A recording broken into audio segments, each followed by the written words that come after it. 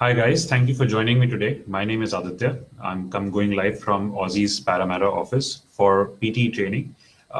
Today I'll be providing you some general tips about the PTE academic test, which will come in handy for you if you're appearing for your test anytime soon. Please make sure that you follow these simple tips and tricks, which will enable you to get a high score in your PTE academic. Now, before we go into the details of the PTE test, just to let you know that there are 4 primary sections of the PTE exam: speaking, writing, reading, and listening in this sequence. These days, there have been some changes in the PTE test, which has basically made many people very anxious about the test altogether. Now, the changes which have been made are very simple. It's not that big a deal. In some cases, they have included video questions in the speaking section as well as in the listening section. Now, this is not something that should make you anxious, because the primary task which you still have to do is basically when you are listening to the video file or the audio file, you have to take notes. Now, this helps you in framing your answer, so make sure that you take proper notes. The speaking section basically comprises of 5 components, which are your read aloud section, describe images, retell lecture, repeat sentence, and answer short questions. Apart from this, before these speaking section starts, you will have a personal introduction. A personal introduction is not evaluated. It is just like a warm-up exercise to get you ready for your PTE test. Following that, the 5 sections which I just mentioned about speaking, they begin. Now, the sections which I mentioned may not come in this very sequence as I mentioned. They play around with that, but just to give you a heads up, sometimes the describe images comes as the first section. So you should be ready for it. Don't take it as a surprise that you panic because all of a sudden describe images come in as the first question, because previously they used to follow a specific sequence. Nowadays they don't. So don't get very anxious about this thing. Following this, like in the read aloud section, what you should be keeping in mind is do not correct yourself if you make a mistake. Do not replace words which are actually written over there. Like sometimes we tend to add words which are not written in the passage. We tend to insert them. Now, there will be certain words like you've, Y-O-U apostrophe V-E. Now, we have a tendency to break it up into you have. Make sure these words are called contractions. Don't break them up. Pronounce it as it is written over there. Try to be as fluent as possible, and also make sure that your pronunciation is clear. Now, the best way to ensure that your pronunciation is being understood by the computer is to always record yourself on your phone and then listen to it. Check yourself that whether what you have spoken just now, was it actually correct? So basically record yourself and then listen to it and compare what you said with the basically passage that you have in front of you. Another thing that you can do is there is a website called dictation.io. It's a free website. You can read into the microphone and it will basically convert your speech into text. That is a good platform to check whether the computer understands what you're trying to say to it, right? So because the computer basically matches what you speak, it converts into text and then matches it with the passage. If it's a perfect fit, you get full points for it, both for content. If you're fluent, you get full points for fluency, as well as for pronunciation if it was well understood by the computer. In the describe image section, there can be a range of questions which can come. It can be a graph, map, process, table, pie chart. It can be an abstract image. It can be anything. You get 25 seconds to observe the image and 40 seconds to give a response. So basically, you should be ready with any kind of images. You should be well prepared for it. So try to practice as many questions as possible and always record yourself again and again. I'm mentioning it. Recording yourself and listening to it again and again is very important, because when we are giving an answer, we feel that we have been giving our best. But when you listen to it critically, you analyze it, you will see that there were some hesitations or you said something incorrectly. Make sure your answer is well organized. There should be an introduction. Clearly say that the image shows a bar graph, the heading of the image is this, and then describe it in the middle part, and then give a conclusion in the end. Make sure that your answer is always 25 seconds or more. Don't end it very fast, because if you finish it early, the computer pretty much has very little content to evaluate you on. Following this, there will be the retell lecture section. In retell lecture, basically when you are listening to an audio file or be it a video file, make sure that your notes are perfect. you have written down information as much as possible, that and you are able to read your writing. Because many a times when we are taking notes, we tend to scribble, we are not able to understand our own writing, and just to interpret our own writing, we hesitate. So don't get anxious of taking too much information. Write as much as you can, the important bits, and then make sure that it is legible to you. You can read it and understand it. Now, following this section comes the repeat sentence. Now, this section is very easy, but it can also make some people very anxious because like repeating something as it is, it's very difficult. Like we tend to forget some words here and there, and that totally screws up our answer. So in order to do this section well, make sure that you are not doing anything else apart from just listening. Taking the sentence down doesn't work for most people that I've seen till date. So just listen carefully. What I do is I just close my eyes and just listen very intently, and I'm able to do most of the questions correctly. The repeat sentence task is quite difficult, but then basically what happens is that you should be very focused. Now the website, I'm being asked by Priyal Jaiswal that which is the website you suggested for dictation. Now the name of the website is dictation.io. I'll just comment on it, dictation.io, and you will be able to use this website for your practice. Second. Now, following this section comes the writing section. Writing section is also quite writing is not only evaluated through your writing section, it is also evaluated in other sections as well. Like for reading, you are evaluated for writing in the fill in the blank section. In listening also, you're evaluated for writing in your summarized spoken text, in fill in the blank section, as well as from the section which is called write from dictation. So writing is assessed in 3 sections altogether. However, the most marks are accumulated from the essays and the summarized written text. Now in summarized written text, identifying the main ideas is very important. You should be able to spot what is the overall information that this passage is trying to give you. Once you've understood that, capture as many informations as possible. The general trend that we have observed is that every passage has approximately 2 to 4 main ideas. Try to connect them correctly using commas and conjunctions in a proper way, and don't forget to put a full stop in the end.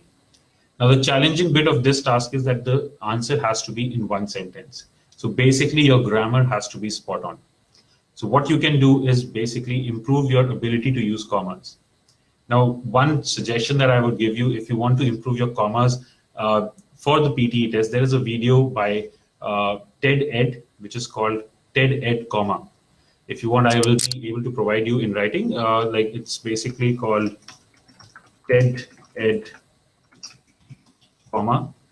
You will be able to understand how to use commas correctly by using this particular video on YouTube. I will post the link to this particular video after the end of the session, and it will be very helpful for you. Now, in essay section, make sure that there will be 20 minutes that you will be assigned for this particular task. Make sure that you understand the passage, the question which is assigned to you, and you are writing to the topic. Many a times we feel that this topic is asking us about one thing, and you end up writing it in a completely wrong direction. You lose content points in that case. So make sure that your answers are relevant to the question which is being asked. You're assigned 20 minutes for each question, and the answer or your essay has to be somewhere between 200 to 300 words. Now this word limit is just a criteria. If you write an essay which is exactly 200 or 300, there is no difference in the scoring. Your essay can be, it just has to meet that minimum requirement of 200 words.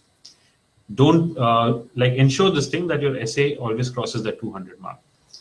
Also organize your information properly. Make sure that you have an introduction. There are at least 2 body paragraphs and a conclusion in the end. Each body paragraph should have a distinct idea.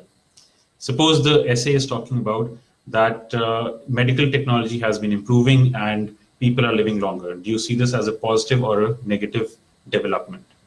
In an essay topic like this, you have to frame an introduction. The introduction should have a background, and it should clearly state your opinion that about what facet of this topic are you planning to write about.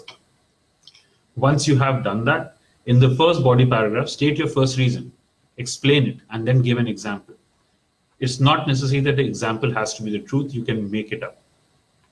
Then comes the second body paragraph. It should have your second reason. Make sure that the reason one doesn't follow into your body paragraph two. The paragraph ends, the idea ends. A new paragraph means new idea. Then explain it and provide an example for that. And in the end, just provide a conclusion. It can be a very short one. In conclusion, due to the aforementioned reasons, I personally believe, blah, blah, blah. You can just finish it up after that. Following this section comes your reading section. Now, reading is a very daunting task for many people, primarily because time is very less. The computer assigns you time based on the difficulty. It can vary. There are 5 sections, which are multiple choice, single answer, multiple answer, reorder paragraphs, and fill in the blanks, which can be of 2 types, where you drag and drop the word choice. And also it can be a fill in the blanks activity, which has a drop-down menu. Now, the drop-down menu ones are the toughest one, and it requires a lot of time because the length of the passage is also quite long. So it takes time to read it. Make sure that you are well versed with certain grammar aspects like tenses and articles. Make sure that you are aware of perfect tenses and continuous tenses, because that is something which is being tested in these fill in the blanks with drop-down menus. And that is how they evaluate your writing, particularly grammar.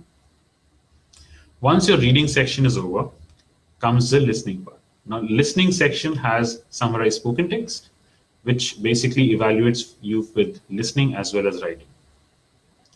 This task is very, very important for your writing score. If you will observe, if you are given the test, PTE test, you will see that your score for listening and writing are quite closely linked. If you haven't given, you can check your friends, check the score of your friends, and you can see this, that the listening score is always very close to your writing score. And the main reason is summarized spoken text. The computer gets a perfect understanding about your ability to listen and understand based on what you have written down. Now, this task, I would say, is slightly difficult because it's one thing to understand an audio file, but it's another thing to write it and explain it in the most concise way. Plus, you have the limit of the words, which is 50 to 70 words. You have to meet that minimum requirement of 50 words and do not exceed 70. My suggestion is that you should try to limit your answer up to 65 words. Try to use as many words as possible so that you cover most of the content that was spoken to you, which is very important. The remaining sections of the listening task are the multiple choice, multiple answer, fill in the blanks, multiple choice, single answer, highlight correct summary, select missing word, highlight incorrect words, and write from dictation. Now, these sections are totally dependent on your ability to listen and understand and answer the question correctly. Try to listen carefully. Listening is one thing which you cannot improve overnight. You have to start practicing from now itself. And the best way to practice and improve yourself is to start watching English movies and TV shows. Now, I won't be the best person to recommend you what exactly is the content that you should watch on Netflix or other websites, but then start listening and basically watching English movies and TV shows so that you can understand various accents. Try to watch some American and British movies so that you are able to understand that. My personal best recommendation would be watch Game of Thrones. That's the best way to understand British accent. Listening is very important. And my basic problem that I've seen with most of the students is that they're not able to complete the listening section. The primary reason, time management. Highlight correct summary takes a lot of time. And it basically provides a score for your listening as well as reading. So try to be as fast as possible in solving those questions. As soon as you see the slightest bit of information incorrect in any passage, don't read it any further. Go to the next option, evaluate that. Try to finish it as soon as possible, because over here, again, there are 7 tasks in listening apart from the summarized spoken text, as I mentioned. There are 7 other tasks which have to be completed in a short stipulated amount of time. And write from dictation is very important for your listening and writing score again, which is most of the times the last task. So please make sure that you are managing your time perfectly and efficiently you're solving the questions, and always keep an eye for the timer on top. Just to sum up, in speaking, my personal recommendation would be to always record your answers. And for read aloud section, always practice with dictation.io. It's a free website. Just practice it and see how much the computer is understanding. In writing task, it's one thing to practice, but it's always good to have someone's, second eye to basically evaluate your essay so that you know that where things are going wrong, where probably you're making mistakes. Best way to practice it, go on a notepad file and then type your answer so that it doesn't auto-correct things. See, the thing is, these days we text a lot, we use Microsoft Word where things get auto-corrected, so most of our mistakes get resolved, and that has basically spoiled our spellings and also our grammar to some extent. We forget where to put spaces. We forget, sometimes we add double spacing. Sometimes we forget to put a space between a full stop and the next word. So stop using proofing option in Microsoft Word and try to write an essay without the proofing thing on. And once you have written the essay, then switch it on again. So it's a very simple thing to switch off proofing. Just watch a simple video how to switch off proofing on YouTube, and you will get to know how to switch it off and switch it on again, right? For reading, best way to improve it is to start reading and also basically improving your vocabulary, because fill in the blank section will test you for your vocabulary. With vocabulary, I just remembered, like, most of the people ask me, should I use very difficult words in my essays and summary tasks? My suggestion would be to keep it simple, use the words that you're confident with, and you can use them correctly, right? For vocabulary testing, the PTE exam has already some tasks assigned for that. They have the fill in the blank section to test you for your vocabulary in the reading section, as well as in the listening section. So don't worry about your vocabulary in the writing part. For listening activity, the primary suggestion would be to practice as many questions as possible and also start watching some English movies and TV shows. Just improve your basic listening because you need to get comfortable with the accent.